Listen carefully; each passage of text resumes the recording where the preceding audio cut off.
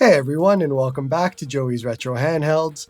I'm Joey, and my channel is devoted entirely to retro gaming, retro handhelds, guides, and a whole lot more. So what's a better topic to talk about than what is the best starter retro handheld out there, so that you can join this community and start watching all of these videos and buy tons more devices. And because everybody has a short attention span nowadays, let's talk about why it's the Miyoo Mini Plus that is the best starter retro handheld for anybody to purchase. And if you need credentials, I've released countless videos on reviews, setup guides, and a whole lot more to do with all the retro handhelds that surround me, plus a lot more.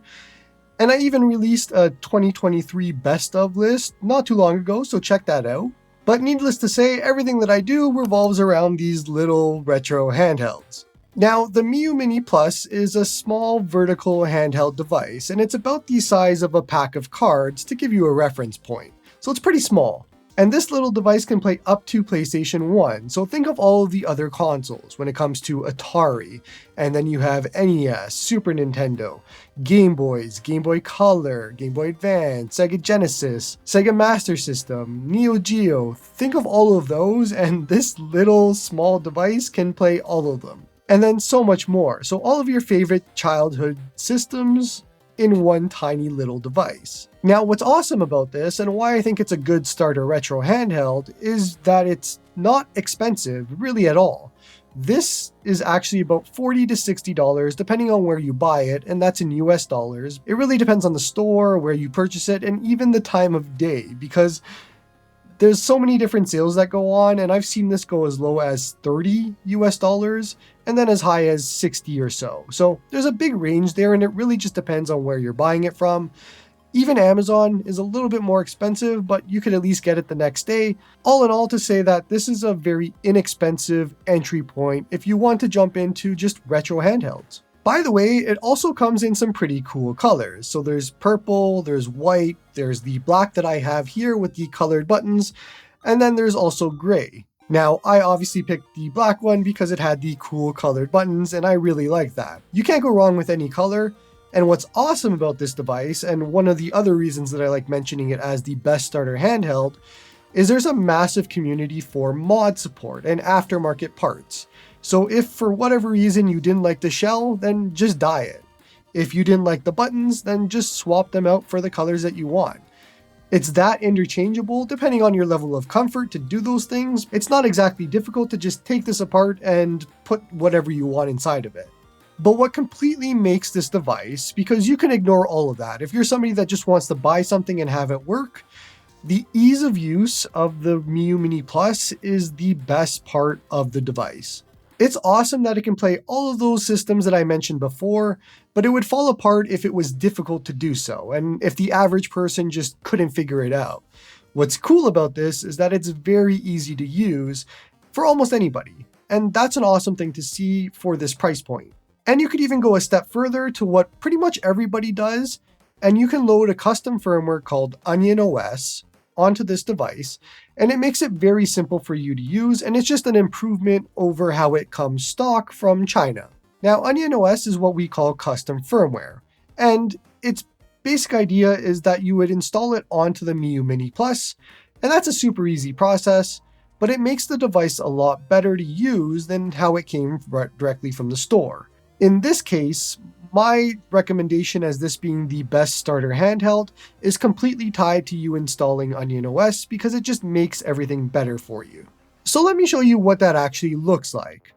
You turn on the device by just pushing and holding the button at the top, and you're greeted by big icons, and it makes it super simple to just get where you need to go. Recents for recent games you've played, favorites for any games that you favorited, games to actually get to the systems that you want.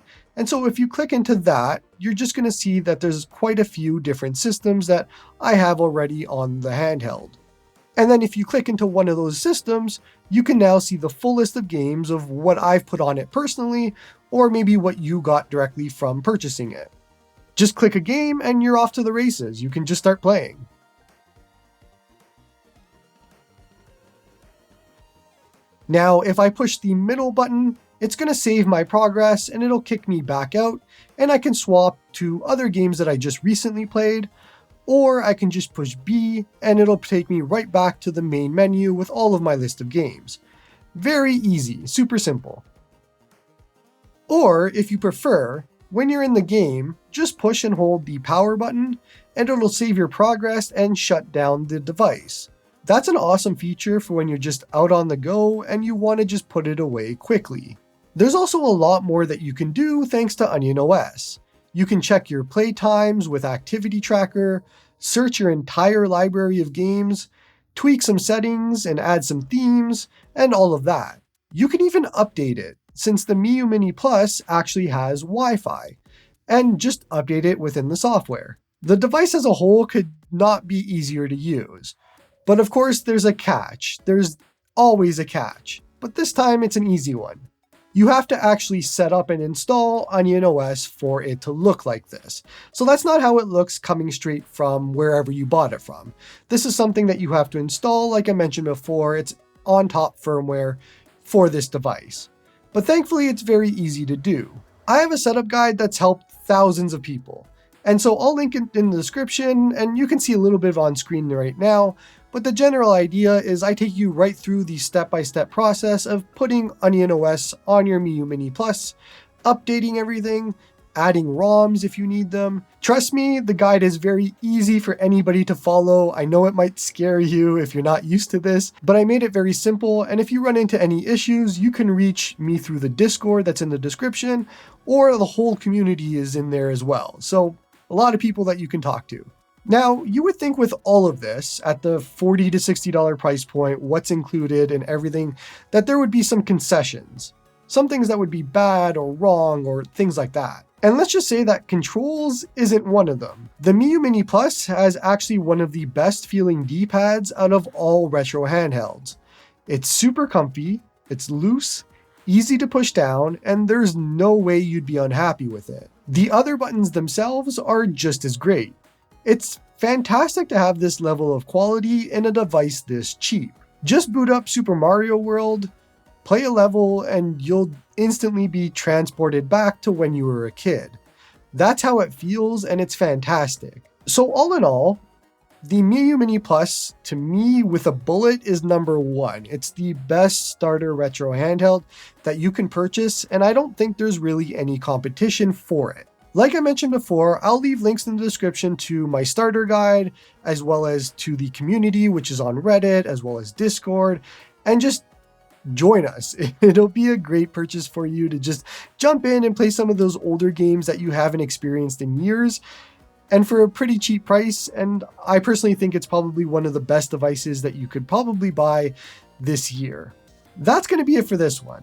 Hope you liked the video. Try to make it more new person friendly for anybody that maybe is just looking for one device to buy.